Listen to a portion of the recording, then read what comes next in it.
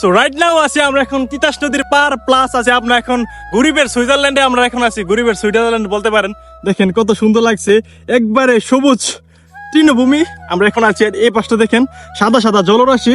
আমরা এখন বর্তমানে আছি আমাদের ব্রাহ্মণবাড়িয়া যে তিতাস নদীটা আছে, এই তিতাস নদীর পার। আমার কাছে বর্ষাকালটা সবসময়ের মতোই আমার কাছে একটা পছন্দের একটা ঋতু ধরতে গেলে। আপনারা যারা বন্ধু বান্ধব এবং ফ্যামিলি পরিজন নিয়ে আপনারা যারা পিকনিক করতে চান, দেখেন কি সুন্দর একটা পরিবেশ। এদিকে আছে সাদা সাদা জলরাশি, আর এইদিকে দেখেন সবুজ তৃণভূমি।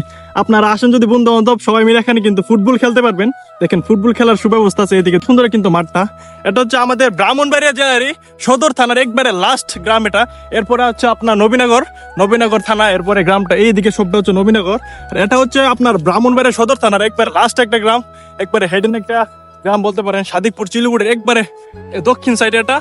এটা হচ্ছে আপনার এই তিতাস নদীর পার। দেখেন তিতাস নদীর নৈসর্গিক সৌন্দর্য, এই সৌন্দর্য দেখে আমি প্রতিবারের মধ্যে মুগ্ধ হই। এই বর্ষাকালটা আমার কাছে সবসময় পছন্দের একটা ঋতু।